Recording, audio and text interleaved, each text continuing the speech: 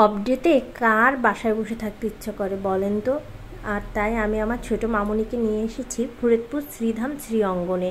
আর এটা কিন্তু ফরিদপুর আর পুরাতন বাস স্ট্যান্ড আর নতুন বাস স্ট্যান্ডের মাঝে। না বাড়িয়ে চলো আমরা ভিতরের দিকে যাই। দেখো মামুনি কিন্তু আমার বাবার কোলে কত সুন্দর যাচ্ছে, কোনো আমার খেয়াল রাখতে হচ্ছে না, কি শান্তি। মামুনি তো এখানে এসে অনেক বেশি খুশি, একটু পরেই তোমরা দেখতে পাবে। আর এই তো আমি সবার পরে ঢুকতেছি।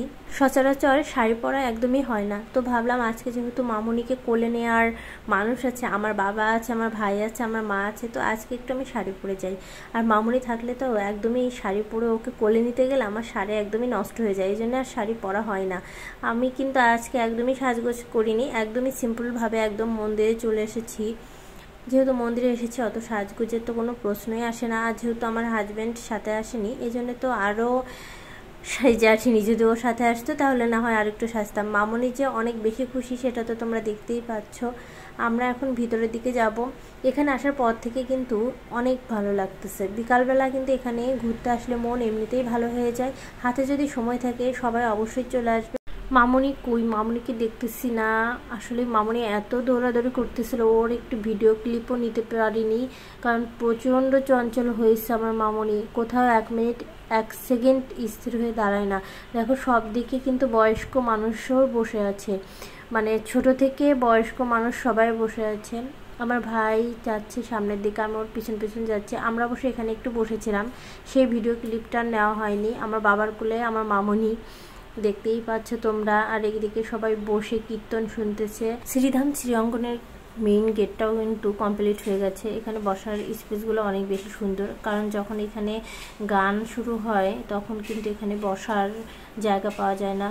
তো এখন আমি এখানে এসে প্রসাদ নিলাম। এই প্রসাদ যেন অমৃত, এত স্বাদ বলার মতো না। দেখো খেয়ে কিন্তু লিপস্টিক মাখিয়ে ফেলেছি, এই জন্য আমি লিপস্টিক পরতেই চাই না, কিন্তু তারপরে একটু না দিলে একদমই ভালো লাগে না। আর এদিকে আমার মামুনি দেখো প্রসাদ খেলো না, অথচ হাত ধুবে, কি আর করা। এখান থেকে বের হয়ে আমরা চলে গেলাম পুকুর পাড়ে। এই পুকুর পাড়ে এত সুন্দর একটা ঠান্ডা বাতাস বইছিল, মানে গাটা একদম পুরো শীতল হয়ে যাচ্ছিল। তারপরে আমরা এখানে কিছু সময় বসে একটু ছবি টবি তুলে আমরা এখন বাড়ির দিকে রওনা দেব, কারণ এখন প্রায় সন্ধ্যা লেগে গেছে, আর 20 মিনিট পরেই সন্ধ্যা লাগবে। তো মা সবসময় যেখানেই যায় সবসময় চেষ্টা করে সন্ধ্যার আগে তার বাড়ি যেতেই হবে।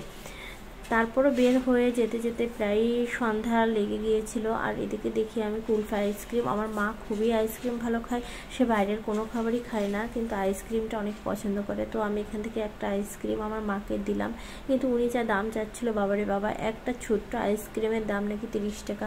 তো অনেক দামাদামি করে 20 টাকা বললাম, সে দিয়ে দিল। তো এই আইসক্রিমটা আমি আমার মাকে দিলাম।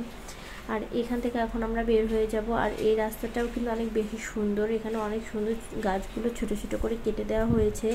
দিনের বেলায় আসলে এই জায়গাটা অনেক বেশি সুন্দর লাগে, যেহেতু সন্ধ্যা লেগে আসছিলো এই জন্য জায়গাটা অত বেশি ভালো বোঝা যাচ্ছিল না। এখান থেকে বের হয়ে আমার মামুনি বললো পাঁপড় ভাজা নিবে, তারপরে এখানে কটকটি খুরমা অনেক কিছুই ছিল, তো এখান থেকে সেগুলো নিয়ে আমরা এখন বাড়ি চলে যাব। তো আমার এই ছোট্ট ভিডিওটি তোমাদের কেমন লাগলো অবশ্যই ছোট্ট একটি কমেন্ট করে জানিয়ে যাবে। তাহলে আমার ভিডিওটা আমি আজকের মতো এখানেই শেষ করতেছি। টাটা।